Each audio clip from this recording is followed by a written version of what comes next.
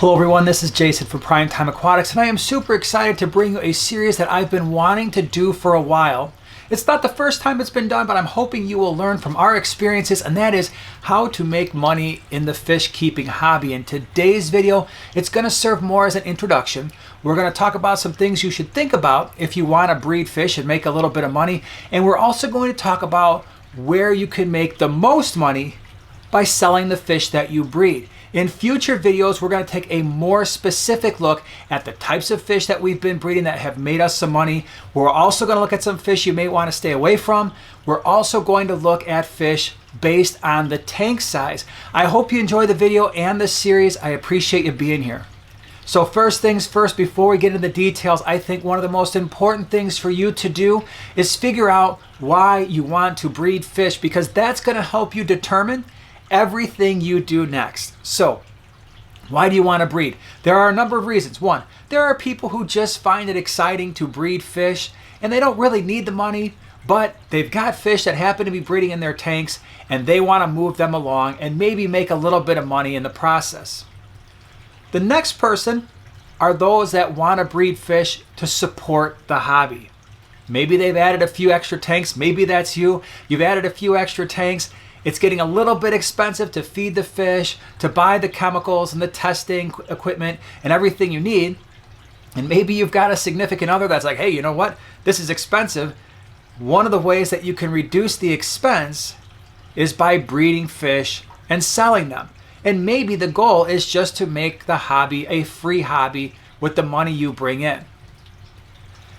The next type of person might be somebody who likes to breed rare fish, and that's really exciting for them.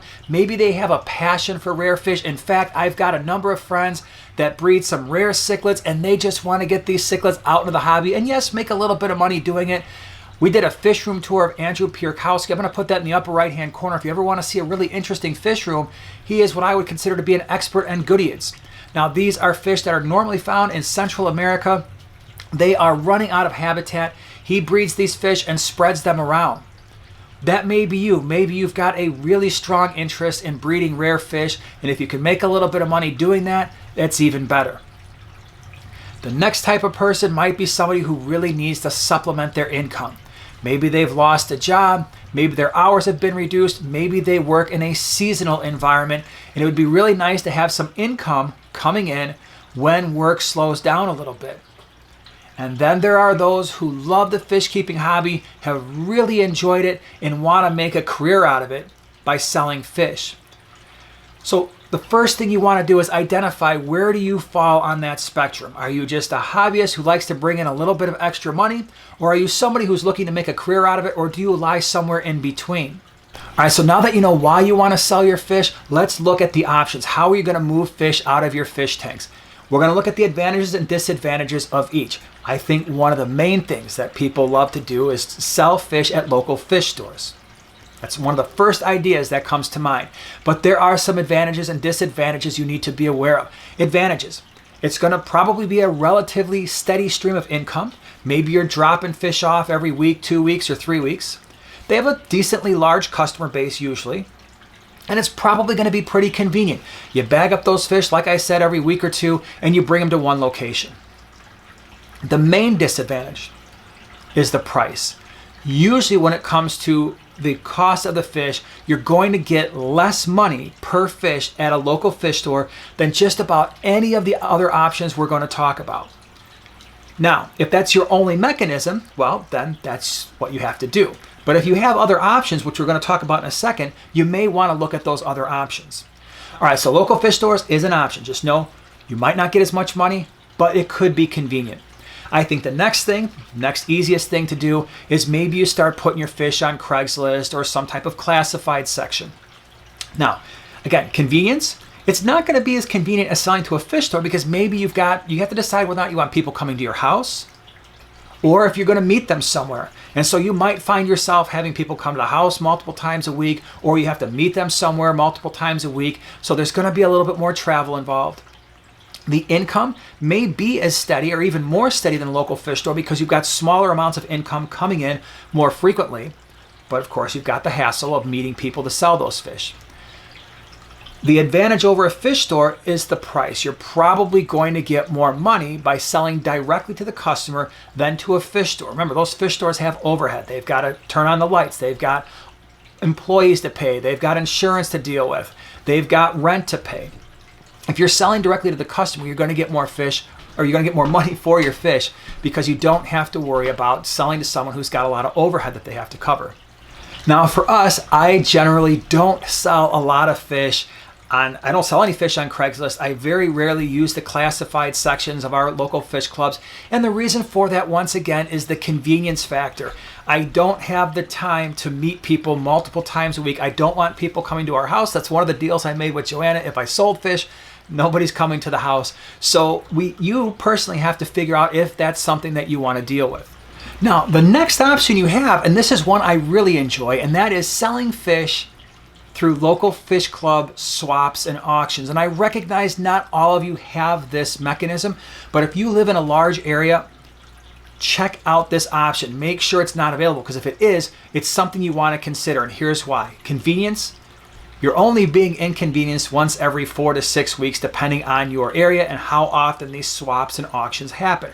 So rather than having to pack up fish once a week or every few days and try to meet people or try to deliver them to a local fish store, you're going to have a very long day, the day of a swap or an auction. For us, that means our family's getting up at 4 or 4:30 in the morning. We're bagging 40 to 50 bags of fish. We're bringing them to the auctions or the swaps, and we're moving fish that way.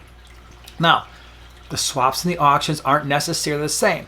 You have some things to consider. With an auction, you don't necessarily know what your fish are going to go for. And in fact, it can be dangerous if you bring some really nice fish to an auction and they go later in the auction, later on in the afternoon where there are less people there and people have already spent a lot of money. You might not make nearly as much as even selling to a local fish store. If your auction has the opportunity to bring bags and make them a priority bag, spend the extra $1 or $2, have them bring those bags up when the auction is in full attendance earlier in the day, especially those bags where if you're bringing some really expensive fish, you're going to want to get those up in front of people a little bit earlier. But the auctions are nice. It's a great way to move fish. The swaps are much, much better. And that is, you're still bringing a lot of fish. You're still getting up really early, but you're setting the price. And if you do it right, if you can do a lot of pre-orders, you can sell a lot of the fish before you ever show up.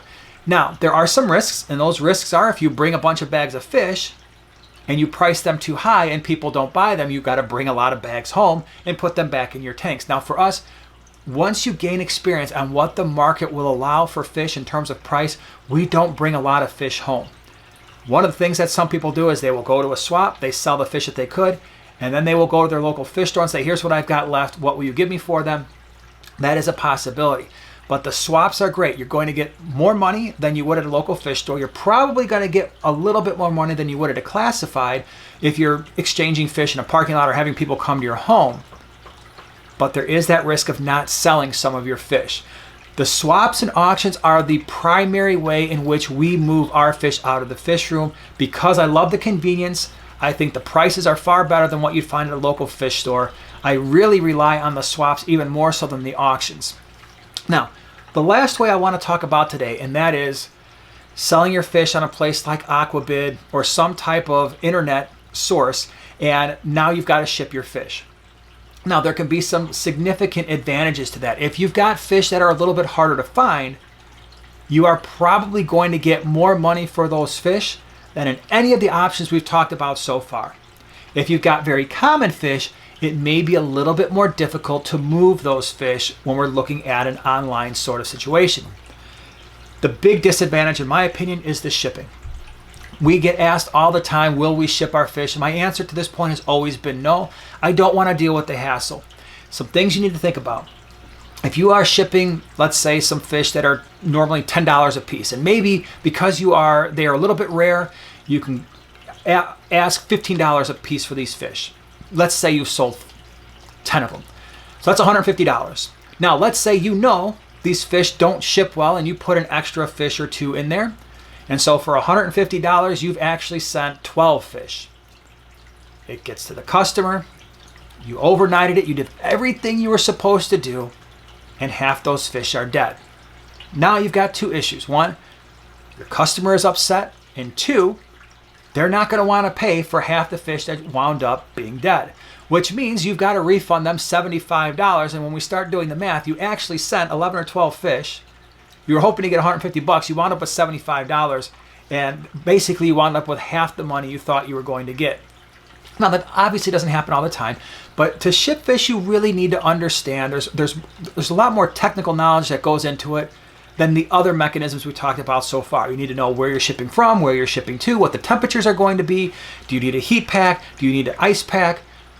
You need to think about those things before you start shipping fish, or you're going to have a lot of unhappy people. Again, for us, it's just not worth the hassle. I have a mechanism to move lots of fish in high volumes through the local swaps and auctions. There is no need for me to ship fish. Now, for you, if you don't have the swaps and auctions, and maybe you don't have a lot of local fish stores, and there isn't a huge market, that might be the only thing you have left to do. If that's the case, you're going to want to make sure that you research how to properly ship fish to make sure you maximize the amount of healthy fish that are going to the buyer when they get there. All right, everyone, we looked at two things today. One, why do you want to breed fish? Super important to figure that out. And two, what are the mechanisms you have to move the fish that you're going to be breeding? In the upcoming videos in this series, we will look at good options based on the tank sizes that you have. I hope you enjoyed the video. I appreciate you watching. We'll see you in the next one.